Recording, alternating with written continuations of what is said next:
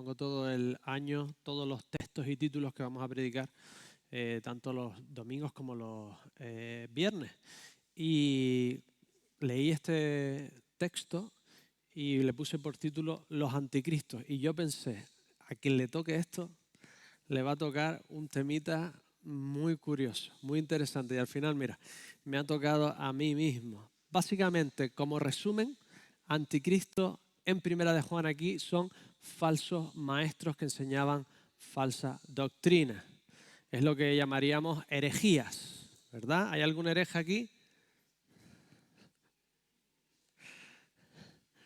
La verdad es que es muy fácil tener enseñanzas o pensamientos que no son realmente bíblicos. Nos es muy fácil que se nos cuelen, sobre todo si nos los preguntan muy rápido y nos ponen en una encuesta una frase y no lo pensamos demasiado y contestamos a veces cosas que de alguna forma se nos ha salpicado de la forma del mundo de ver fuera en la sociedad, de cómo nos educan, etcétera, etcétera, y se nos cuela. Os voy a decir, por ejemplo, las top 3 herejías del mundo evangélico en Norteamérica, ¿vale? Mundo evangélico en Norteamérica. Como tienen el dinero para hacer las encuestas, sacamos las encuestas de allí, ¿vale? Aquí podríamos hacerlas otra vez, pero no estoy seguro. Top 3, ¿vale?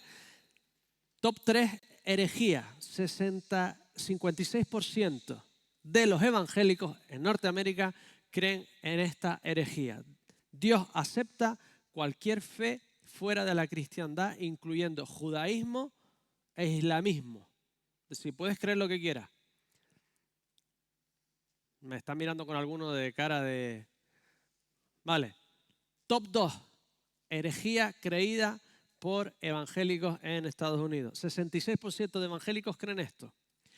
Todo el mundo peca, pero la mayoría de personas son buenas por naturaleza. Los que creemos en la Biblia, vamos, ya no tienes ni que creer en la Biblia, solo tienes que tener un hijo.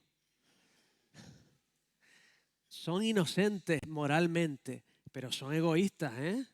A que tiran de egoísmo desde que nacen ya están, ¿verdad? Igual de egoístas ellos que nosotros, ¿eh? No estamos diciendo que sean más egoístas, pero vienen ya de nacimiento, ya de fábrica, vienen ya demandando el oro y el moro, ¿no? O sea, que ya este pensamiento de todos somos buenos, sobre todo los que somos un poco honestos, no nos lo creemos. Top 1, no os la vais a creer. Top 1 del 73% de evangélicos en Estados Unidos, miren la frase que creen. Yo creo que les hacen un poco de trampa, ¿no? Porque creen, te ponen una frase y tienes que contestar sí o no rápido para intentar cogerte qué es lo que de verdad piensas, que no la... Me imagino yo que lo harán así, si no, no se puede tragar como han contestado. El 73% de evangélicos en Estados Unidos dice esto: Jesús es el primero y más excelente ser creado por Dios. O sea, son todos testigos de Jehová. Me quedé en shock. Yo creo que se lo hacen muy rápido porque, claro, están negando la divinidad de Jesucristo como ser, como parte de la Trinidad, ¿no? Y se supone que son todos trinitarios. Y ya no los quemamos, ¿verdad? Ya no quemamos a los herejes. Tanto protestantes como católicos hemos encarcelado, quemado, torturado a aquellos que no creían igual que nosotros. Ya no lo hacemos. Ya nosotros somos los campeones del libre pensamiento y la libre expresión. Los países cristianos son los campeones número 1 de que cada uno pueda decir y creer lo que quiera, ¿vale? Pero durante épocas, hasta llegar aquí, nos hemos cargado unos cuantos, ¿verdad? En las otras religiones todavía siguen. Hay todavía que según que si eres salafista o no sé qué, todavía se están matando. Pero nosotros ya podemos ser herejes tranquilamente. Así que, ¿quién es hereje? ¿Quién cree alguna? Intentaré convenceros de que no es tan difícil creer cosas que no están realmente ahí. Vayamos paso por paso. Estamos en el estudio de Primera de Juan. Juan le está escribiendo a su iglesia porque hay varias facciones. Están los que creen que Jesucristo era tanto Dios como hombre. Pero después están los que creen que Jesucristo era simplemente hombre y era el Mesías judío, pero simplemente hombre. ¿Vale? Y están los que creen que no, que era totalmente Dios, que no podía ser hombre. Era simplemente un holograma. Parecía que estaba, pero era totalmente Dios. No tenía carne y hueso. Creían ver que tenía carne y hueso, pero no. Y entre estas facciones, Juan está animando a los cristianos a que perseveren de lo que han oído desde el principio, que no se inventen cosas nuevas, que aunque sea muy difícil entender este evangelio, que sea más fácil irse por un lado o por el otro, permanecieran en la diana, en lo que habían sido enseñados por Juan. Así que anima a los mayores y a los nuevos que sigan y permanezcan en esta enseñanza, y les escribe un poema de amor y los anima, y lo estuvimos estudiando y fue precioso. Pero ahora les exhorta, ahora les está advirtiendo en contra de aquellos que están enseñando cosas que no son ciertas. Estas herejías que estaban desviando a la iglesia y estaban dividiendo por facciones la iglesia y se estaban abandonando la iglesia para tener otras ideas. Así que les habla desde el cariño. Versículo 18, Primera de Juan 1:18. Lo podéis tener delante para irme siguiendo. Primera de Juan 2:18. Le llama hijitos. Él es el único apóstol que no se han cargado, que no han martirizado y que llega, bueno, fue desterrado, pero al final llega a edad anciana y tiene la capacidad de llamarles a todos hijitos desde su edad. Peinar canas le daba una fuerza moral. Hoy en día el peinar canas es como casi una debilidad, ¿no? El que puede, hoy no las teñimos, ¿no? El que se la puede teñir. Entonces, en esa época, él desde la autoridad y desde el cariño le dice: hijitos, escuchadme. Según vosotros oísteis que el anticristo viene, así ahora han surgido muchos anticristos. Por esto conocemos que es el último tiempo. Le está diciendo Juan: mira, estamos ya al final. Y sabíais que al final iba a venir el anticristo. ¿De acuerdo? Por eso sabemos que no dice la hora final, sino dice es hora final. Es decir, estamos en el periodo del final. Ya estamos en el periodo del final. Desde que llegó Jesús ya comenzó el periodo final de la historia de la salvación de Dios. Cómo rehacer el huerto, cómo rehacer el paraíso otra vez aquí en la tierra. Pues ya desde que llegó Jesús, Marcos 1:15, el tiempo se ha cumplido, el reino de Dios se ha acercado, arrepentidos y creed en las buenas nuevas. Después, la obra de Jesús sin pecado, su muerte en la cruz, su resurrección, son diferentes eventos de este periodo final. Y desde que Él se fue, prometió que volvería otra vez. Y entonces ya nos encontramos en el final del final. En realidad, todos sabemos que estamos en el final. Antiguamente, la mayoría de las personas creían que todo era cíclico, que nos moríamos, crecíamos, el ciclo de la vida y siempre iba a ser esto eternamente. Pero ahora tú le haces una encuesta a jóvenes hasta 28 años y te dicen que creen que estamos en el final de la vida humana en la tierra. Ya no engañamos a nadie, ya no hay que convencer mucho de que el apocalipsis es verdad, ya todo el mundo lo cree.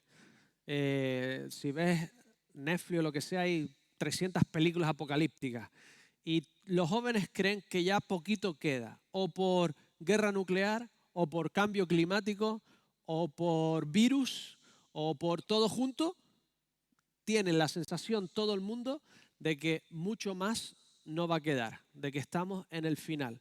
Así que tampoco hay que convencer a nadie, ya estamos todos ahí sabiendo que estamos en el final del final. Así que, según la Biblia, os voy a contar el final del todo. ¿Cuál va a ser el final de todo? Esto es un spoiler, ¿vale? Si no lo quieres saber cuál es el final del mundo, tápate los oídos. Voy a por ello. Spoiler final. ¿Qué va a pasar al final? Ya estamos en la prórroga. Pero ¿cuál va a ser el pip, pip, pip? Este es el final. Dios vendrá y lo rehará todo. el final culminará, el pitido final será cuando venga Jesús en su gloria divina ya como Dios visible. Dios aparecerá visualmente a toda la humanidad e instaurará sus políticas. Hará justicia, instaurará su imperio del amor. No el imperio contraataca, sino el imperio del amor en toda la tierra. Los que lo aman a Él y aman a los demás vivirán literalmente para siempre. Hay mucha gente que está trabajando y estudiando para esto, para hacernos eternos, ¿no? O a través de medicina para no envejecernos, o a través de meter nuestra conciencia en un ordenador, ¿no? Y que tengamos una conciencia cuántica, digital. O sea, hay gente que está intentando esto. Pues este no será el final. El final es que Dios aparecerá visualmente, lo ordenará todo otra vez, lo rehará todo, hará su justicia e impondrá su imperio del amor. Los que lo aman a Él y los demás vivirán para siempre, y los que se aman a sí mismos de forma principal vivirán apartados de Dios y su imperio de la perfección, la justicia y el amor para siempre. Ese es el final, ese es el pitido final. Y de ahí comenzará la verdadera vida. Pero el final del mundo como lo conocemos será Jesucristo viniendo de nuevo a la tierra de forma visible. Pero claro, estamos en la prórroga, ¿vale? Pero el pitido final no ha sonado. Así que antes de que suene el pitido, ya se nos asegura que vendrán cosas antes, ¿vale? Primera de Timoteo 4:1. Pero el Espíritu dice claramente que en los últimos tiempos algunos apostatarán, negarán, se desviarán de la fe, escuchando a espíritus engañadores, a falsos maestros. Los maestros enseñaban con un espíritu, ¿no? Dice Primera de Juan, con falsos maestros y doctrinas de demonios. Jesús ya nos dijo que iban a haber falsos maestros, falsos profetas, falsos mesías que iban a intentar decir que ellos eran el final, que ellos eran el pitido final, que ellos eran ese nuevo mesías, ese final mundial que se iba a instaurar. Y Jesús nos advierte de que eso no será así, que habrán lo que denomina Juan un anticristo, el anticristo. El anticristo es el que viene antes de Cristo, la antipasta. Antipasta no es que estés en contra de la pasta, pues tiene gluten, no, sino que lo que comes antes de la pasta, ¿no? O es antes o es contra. Es decir, el anticristo es el que viene antes y está en contra. Vendrán uno que será el que está antes del final y está en contra de Cristo. Segunda Tesalonicenses 2, del 1 al 10, nos explica Pablo un poco este final. Y nos dice una cosa muy interesante. En el versículo 7, hablándonos de esta figura antes de que venga Jesucristo, dice que ya está en acción el misterio de la iniquidad, solo que hay en el presente quien lo detiene.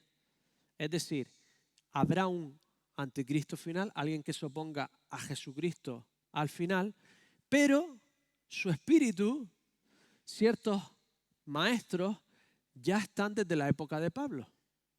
Ya están ahí. En Juan, Primera de Juan nos dice, ya hay anticristos. Su espíritu del anticristo ya empezó. Habrá un ser religioso que intentará instaurar un orden mundial que vaya detrás de él. Y lo que estará intentando es alargar el chicle de la tierra como la conocemos. El anticristo lo que está haciendo es intentando instaurar un orden mundial final que se oponga a que venga Dios realmente y haga su justicia. Y este anticristo lo que está intentando es algún tipo de coalición mundial en el que engaña a los cristianos. La iglesia cristiana dice que estará en cada tribu y en cada nación. Será el movimiento más grande, ya es el movimiento más grande del mundo y será todavía el movimiento más grande del mundo que estará en todos lados.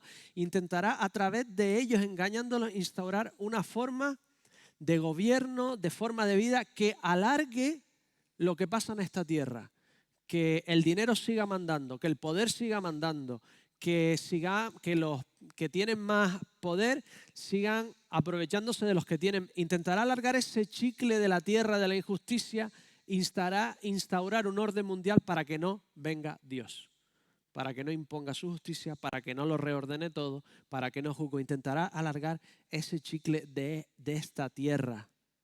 Pero su espíritu ya está funcionando. Es decir, ya hay figuras similares a esas que están funcionando desde la época de Pablo y están funcionando ahora. Os digo por qué. ¿Quién sabe cuándo será el final? Según la Biblia, ¿quién sabe cuándo será el final? Porque os digo, el final, según la Biblia, dice que será como ladrón en la noche. No tendrás ni idea cuándo va a pasar. Es más, en Mateo 24, 38 al 39, dice, mira lo que dice, como en los días antes del diluvio estaban comiendo y bebiendo, casándose y dándose en casamiento, hasta el día en que Noé entró en el arca y no entendieron hasta que vino el diluvio y se los llevó a todos. Así también será la venida del hombre. Los evangélicos tenemos una especie de obsesión en ver en guerras, en terremotos, en desgracias, una pista de que ya es el final, ya es el pitido final. Pero Jesús nos dice que eso solo será principio de dolores. Eso solo es el principio, el final no es ese. El pitido final es Jesucristo viniendo.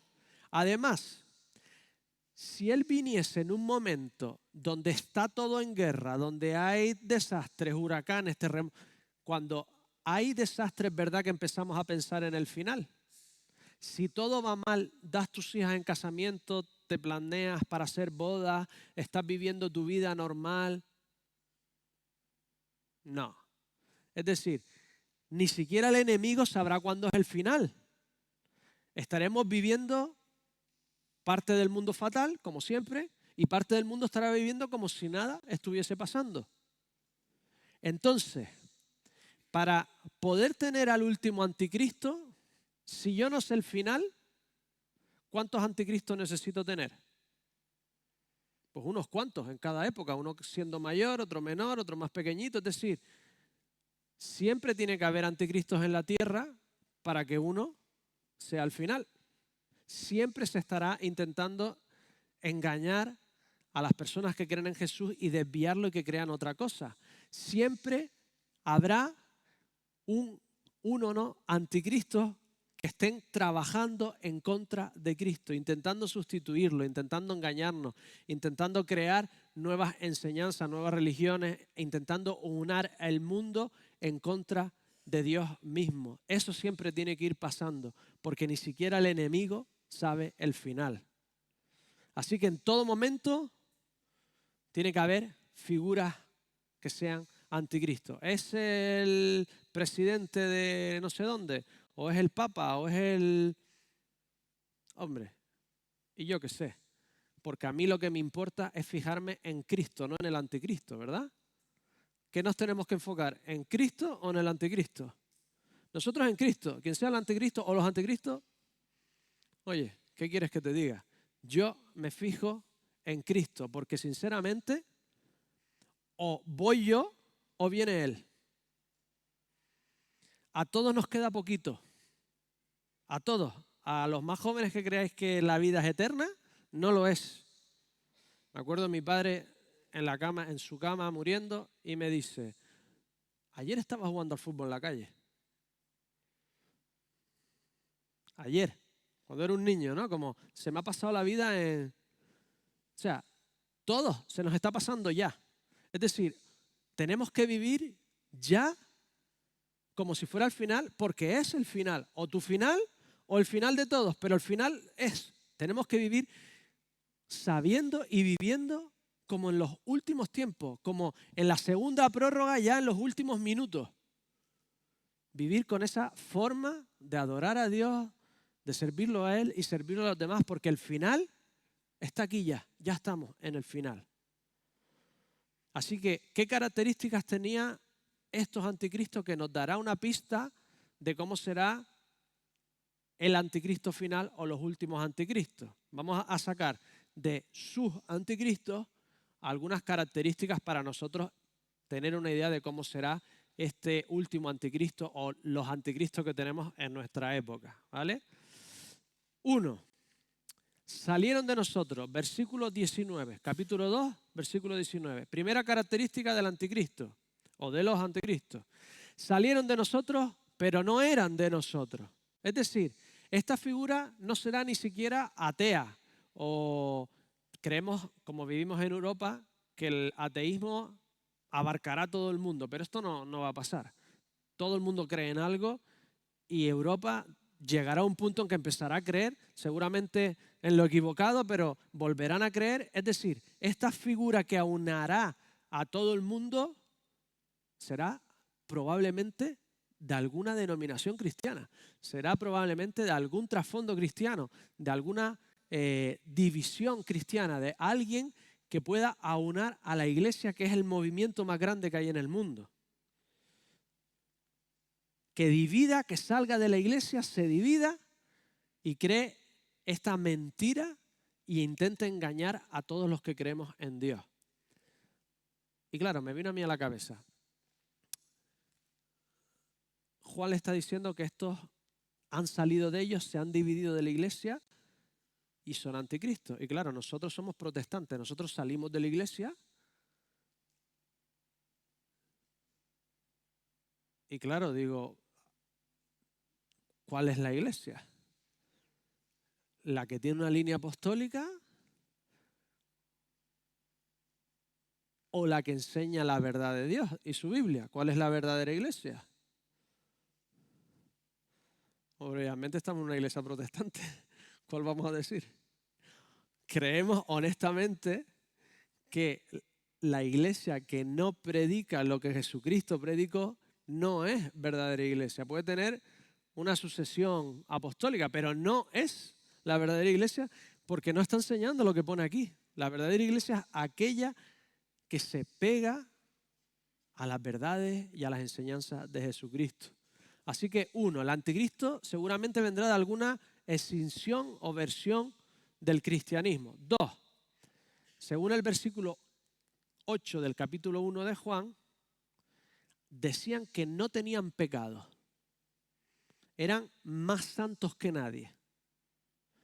Los malos son los intolerantes, tradicionales, obtusos de la iglesia de Juan. Nosotros no tenemos pecado. Los malos son los tradicionales. ¿Os suena de algo? 3, versículo 3 del capítulo 2. Dicen conocer a Dios. Es decir, te vendrá alguien que te dirá, Dios es amor, por lo tanto, tira todo lo que crees de la Biblia, porque si Dios es amor, solo existe el amor y todo lo que es amor, y eso es Dios. Definirán lo que es Dios y te dirán, tira el resto de lo que crees que es la Biblia. Cogerán y te dirán ellos quién es Dios y lo que tienes que creer tú de Dios. Dirán que esto no sirve para nada. ¿Os suena algo? Versículo 3 del capítulo 2. Pero no guardan sus mandamientos. Todo lo que uno cree, al final, se transmite en alguna forma de vivir actual, en una forma de actuar.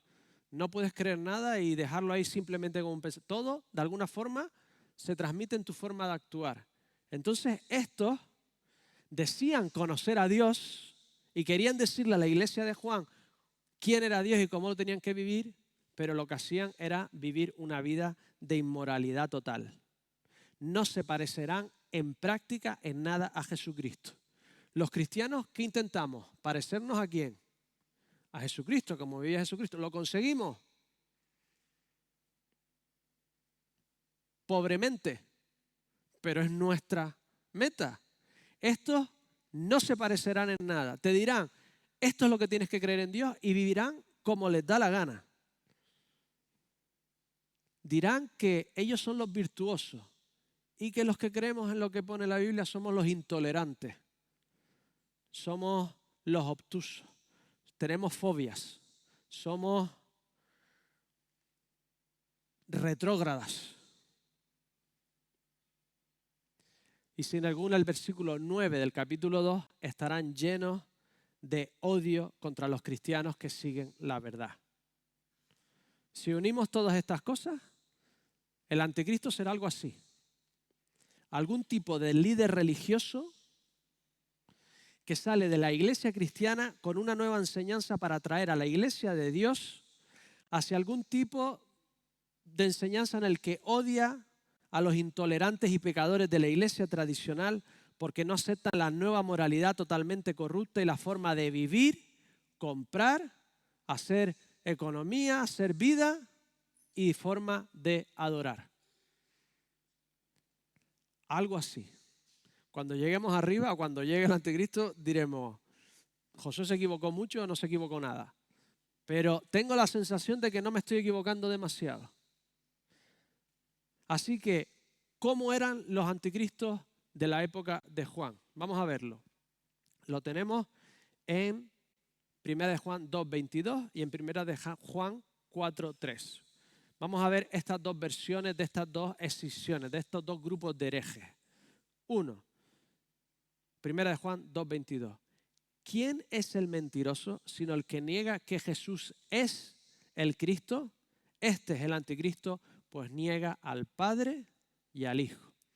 Había una versión de su cristiandad, seguramente eran antiguamente judíos o tenían esa tendencia, en los que negaba que Jesús realmente era el Cristo. Decían que Jesús era humano. Cerinto, según la historia de la iglesia, era uno de estos que decía eso y Juan iba muy en contra de él. ¿Qué es lo que decían ellos? Jesús era un hombre igual que tú y que yo, un hombre muy bueno, y en su bautismo le vino el Espíritu de Cristo, el Mesías, el Espíritu de Dios para que hiciese la función de Mesías. Y cuando está en la cruz, el Espíritu de Dios se va y muere solo el hombre Jesús. Es decir, Jesús era solo humano, lo que hizo una función mesiánica. Por lo tanto, era solo un judío y ¿qué tenemos que hacer nosotros? Seguir el judaísmo y creer que Jesús era el Mesías. Es lo único que tenemos que hacer. Seguir el judaísmo y creer que era el Mesías. Esto era muy cómodo. ¿Sabes por qué? Porque llevaban 2000 años de judaísmo. Sabían lo que tenían que hacer, cómo se tenían que lavar, qué tenían que comer. Tenían un grupo, tenían excepciones en el Imperio Romano. Los judíos no se metían con ellos. Les daba comodidad. ¿Cómo ser cristiano? Oye, ahora nosotros sí sabemos más o menos cómo ser cristiano, pero en esa época, ¿qué hace un cristiano? ¿Nos tenemos que lavar ahora o no? ¿Tenemos que ir al templo o no sacrificar? Entonces volvían a las regulaciones, a las doctrinas del judaísmo. Era muy cómodo. Y después está el otro grupo. Vamos a leer. 1 Juan 4:3. Y todo espíritu que no confiesa que Jesucristo ha venido en carne, no es de Dios. Y este es el espíritu del anticristo, el cual vosotros habéis oído que viene y que ahora ya está en este mundo. El otro grupo era este. Jesucristo no ha venido en carne. Es Dios que ha bajado a la tierra y se ha visualizado como si fuese un espectro, un holograma. Creíste que era un hombre, pero no era un hombre. Es totalmente Dios. ¿Sabéis por qué? Porque eran helenos.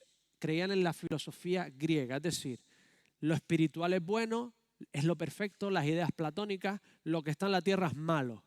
Por lo tanto, Dios no se puede hacer carne porque es malo. ¿Cómo va a ser Dios totalmente perfecto hacerse carne? Además, a los judíos decían también, Dios es espíritu totalmente santo, ¿cómo se va a ser uno de nosotros? Les cuadraba muy bien. Y como ellos decían que Jesucristo no era realmente humano, sino solo espiritual, mientras que ellos creyeran en este nuevo Dios, los griegos lo único que tenían que hacer es sustituir a Zeus por Jesucristo, a Apolo por Jesucristo y seguir viviendo porque la carne es mala, hay que quemarla, se va a quedar aquí. Puedo seguir yendo a las orgías romanas y puedo seguir yendo a hacer las fiestas y puedo seguir estafando o haciendo guerra para hacer un pillaje de los otros pueblos y puedo seguir haciendo esclavos porque ya yo creo, ya yo tengo el pase al cielo y puedo seguir viviendo como un griego normal. ¿Entendéis lo atractivo que era esto? Es un poquito como el cristiano, ¿no? Que dice, bueno, ya yo creí en Jesús, ya yo levanté las dos manos, si levantas una no vale, pero si levantas las dos, ya estás asegurado que vas al cielo y por lo tanto puedo vivir como me da la gana durante la semana, hacer lo que quiera. Oye, Señor, me has puesto esta compañera de trabajo que si me la has puesto tú, ¿qué voy a hacer yo? Una bendición divina, Señor. Yo no la busqué, está aquí, me la has puesto tú, la has creado muy bien, la verdad es que la has creado muy bien y yo te quiero a ti en el fondo. Lo voy a hacer mal, pero tú me perdonas, ¿verdad, Señor? Yo sabes que hice la oración con 13 años, así que, Señor, tú me perdonas. Lo atractivo que sería hacer una cosa o la otra, o seguir con los judíos o seguir con los helenos. La fuerza de la atracción de estas personas en la iglesia de Juan, que veían a Jesús solo como un hombre o solo como un Dios, y Juan les está diciendo,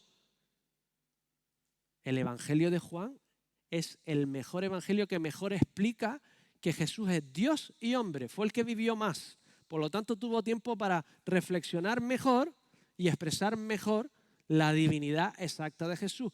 Creer las dos cosas era muy incómodo, era muy incómodo. ¿Cómo vivo? Tengo que vivir con un estándar mayor que de los judíos y no puedo vivir como los griegos, ni como uno tengo. Y Juan les está diciendo, mira, tienes que creer que Jesucristo era Dios y era hombre. Tienes que creer que la encarnación era cierta. Tienes que creer en los dos o no estás creyendo en nada. Si tú no crees esas dos cosas, no estás creyendo en el cristianismo. Te haces judío o te haces griego, pero no eres cristiano, no estás siguiendo a Cristo, no va a cambiar tu vida. No vas a aceptar la revelación final de Dios en esta tierra. Y la importancia de la encarnación es increíble. Tienes esto mal, no estás comprendiendo a Dios en absoluto. Si Jesús no era realmente Dios encarnado, si el hombre Jesús no era realmente Dios encarnado, cuando muere, ¿cómo nos aseguramos de que resucita? ¿Qué es lo que le hace más importante? Imagínate que yo soy justo y santo. Es mucho imaginar. Imaginaoslo por un momento. Ítalo es un pecador, ¿vale? Y yo quiero morir por él. Yo puedo morir, imaginaos que yo soy bueno y justo y santo, ¿vale? Es más difícil imaginarse eso que yo con pelo. Entonces, imaginaos eso, pero yo puedo morir por Ítalo, ¿vale? Pero yo, entonces no puedo morir por Germán y por Seba y por Turi, uno a uno, ¿no? Mi vida vale una. O yo soy Dios, o mi vida no puede valer la de toda la humanidad. Si Jesucristo solo era hombre, su muerte no podía cubrir la de toda la humanidad. Tenía que ser hombre, Dios. Si le quitas la divinidad, ya le quitaste todo. Ya no sirve para ti, para mí. A lo mejor sirvió para Pedro, pero para el resto de la humanidad no sirvió de nada. Todos tenemos una deuda de gloria a Dios. No vivimos la vida con la gloria que le deberíamos dar. Jesucristo obedeció y su obediencia le dio tanta gloria a Dios que cubrió la gloria que nosotros le debíamos. Si no era Dios, no puede cubrir la gloria que todos le debemos, ¿no? Puede cubrir la gloria de uno, puede cubrir la vida perfecta de una vida imperfecta, pero que Dios mismo muriera en la cruz, eso es lo que hace que sea una bomba increíble que elimine todo el pecado de toda la humanidad y pueda sustituirnos a cada uno de nosotros. Y por el otro lado, si Jesucristo, ¿vale?, no era realmente humano, solo era Dios, solo era un holograma, si no era realmente humano, ¿Cómo podía valer su muerte por la muerte de humanos? Los sacrificios animales, una de las razones que no servían, que se tenían que seguir haciendo, era porque no eran humanos, no eran suficientes. Él necesitaba ser humano para morir como nosotros, para morir por nosotros. Si no era realmente humano, ¿cómo puede comprendernos? ¿Cómo puede ser nuestro último sumo sacerdote? ¿Cómo puede compadecerse de nuestras debilidades si no era realmente humano? Si Jesucristo no era realmente humano, cuando resucitó, esto es una herejía que creen muchos cristianos. Jesucristo ya no es humano, ahora es solo Dios. ¿Sabéis que Jesucristo sigue siendo humano? Porque si no lo es, ¿cómo nos garantiza que estaremos toda la eternidad como hijos de Dios? Dice que nos hacemos como Él sigue siendo humano glorificado y estamos toda la vida siendo hijos del Padre. Si no tenemos al Hijo, no tenemos al Padre. Si Él no sigue siendo humano, ¿qué garantía tenemos nosotros de estar como hijos toda la vida delante de Dios Padre? Él sigue siendo uno de nosotros. Él sigue siendo humano. Un humano glorificado, pero sigue siendo humano. Esto es increíble, ¿no? Gloria a Dios, ¿no? Por lo que ha hecho, por quererse identificar con uno, como uno de nosotros, para la eternidad.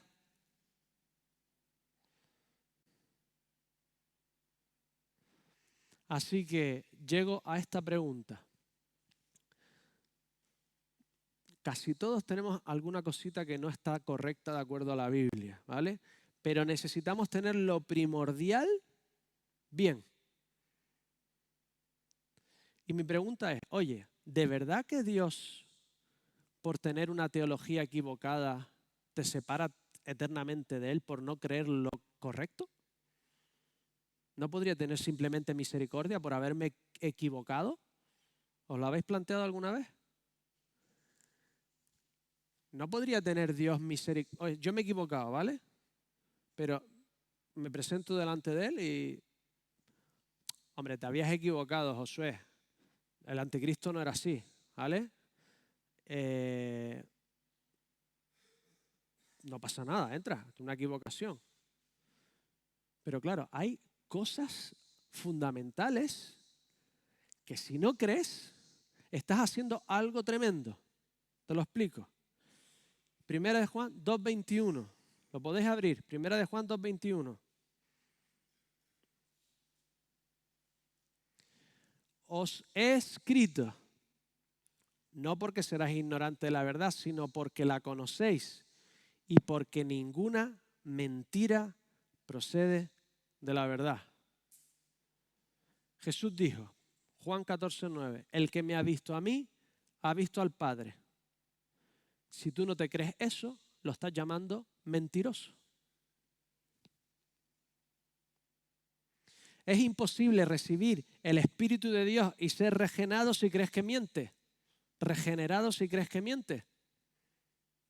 Es imposible tener una relación con un mentiroso. O querer tener una relación con el que estás llamando mentiroso. Una vez que yo te expongo esta verdad, o te la crees o la aceptas como la mayor verdad del universo, o estás perdido sin Dios para siempre por llamarlo mentiroso. Da igual que seas testigo de Jehová, o que seas mormón, o que seas musulmán. Si yo te expongo esta verdad y tú no la crees, le estás diciendo a Dios que es un mentiroso. Y yo creo que todo aquel que Dios ha elegido se les pone esta verdad y esta verdad la cree.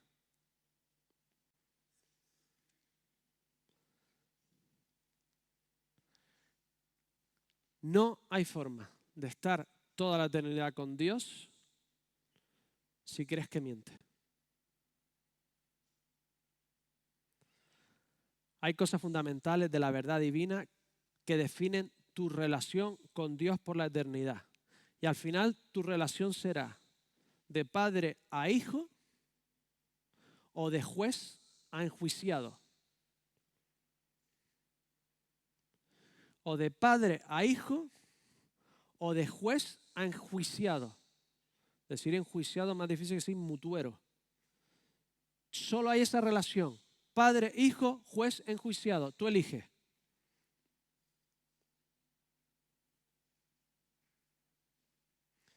Dios Padre se hizo humano en su segunda persona, hijo, para que los humanos seamos hijos del Padre por la eternidad. ¿Cómo sabes que esto es verdad? ¿Cómo puedes saber que esto es verdad? Porque al final te estoy poniendo en el que o lo crees o estás llamando a Dios mentiroso. Primera de Juan 2:20. Vosotros tenéis la unción del Santo y conocéis todas las cosas.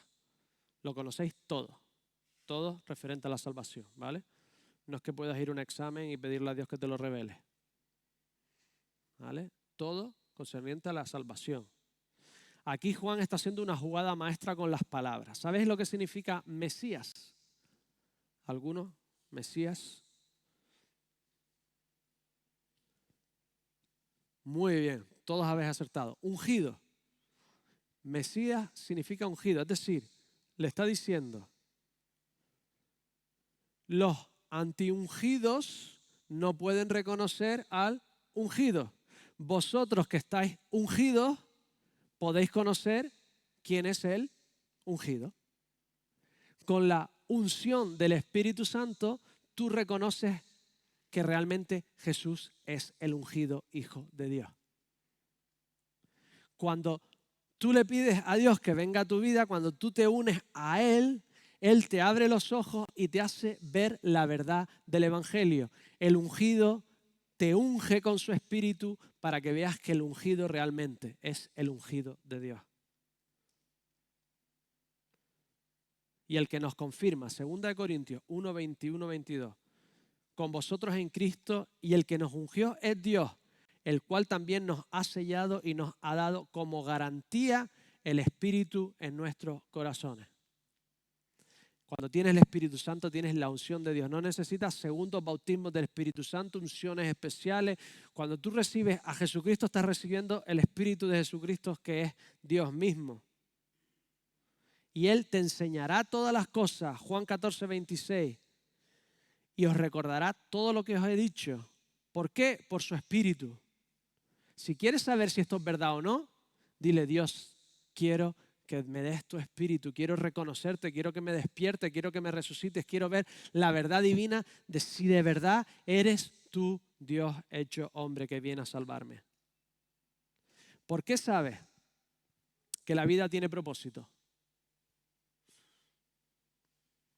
Si no tiene, te quitas la vida. Sé que los que seguimos viviendo normalmente creemos que la vida tiene propósito. ¿Por qué lo sabes? Porque lo sabes. ¿Por qué sabes que el sol, la luna, las montañas son bonitas?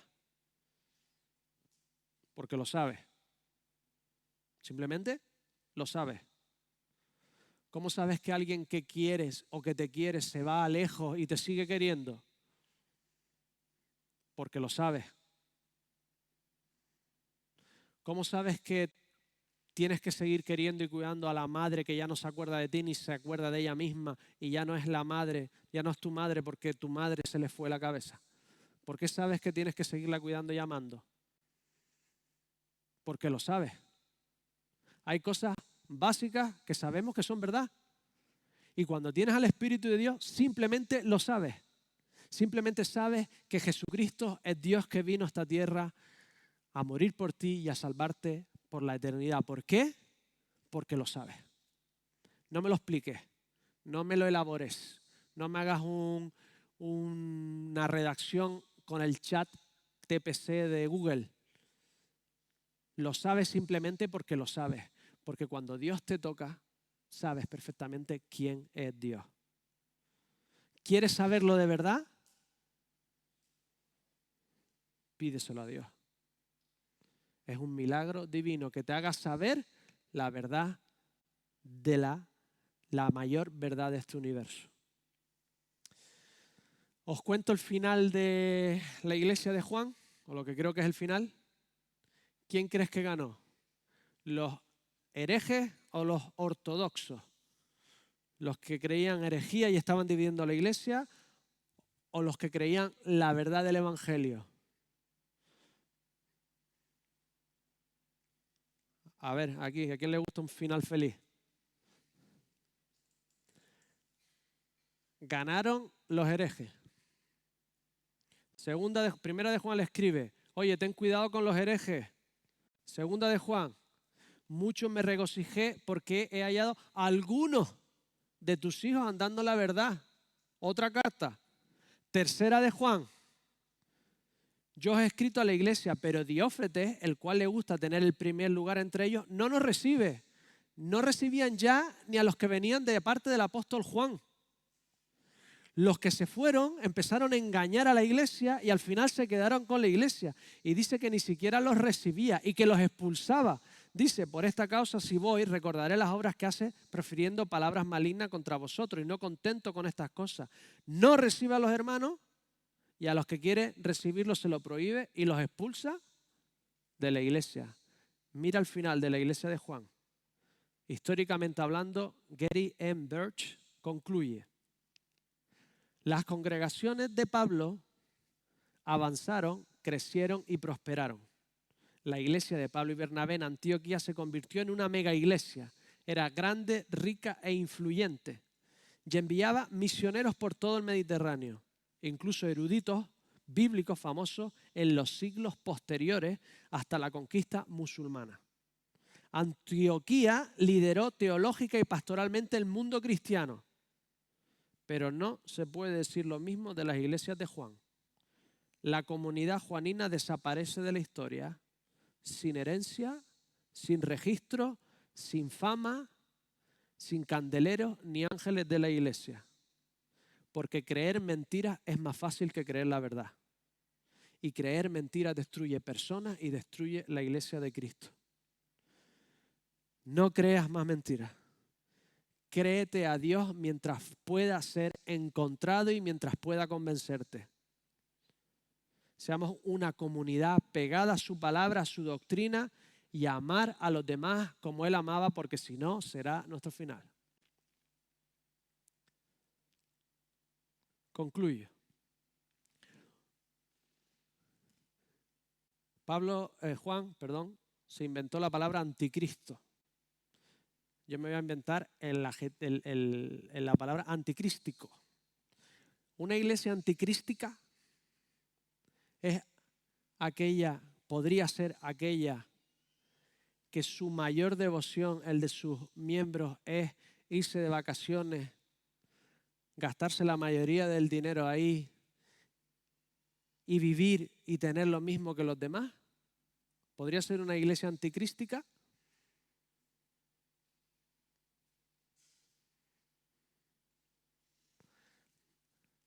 Tenemos que seguir a Cristo como Él vivió, como Él nos mandó y como Él quería que viviéramos.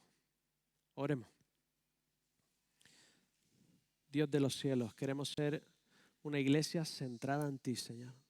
Ayúdanos a no creer falsas doctrinas, a no desviarnos, Señor, a quedarnos en la verdad, Señor, a no hundirnos y centrarnos en el consumismo, en querer ser como el resto, en querer tener tanto más que mi vecino, en querer experimentar las mismas experiencias que todos tienen, sino, Señor, ayúdanos a centrarnos en ti.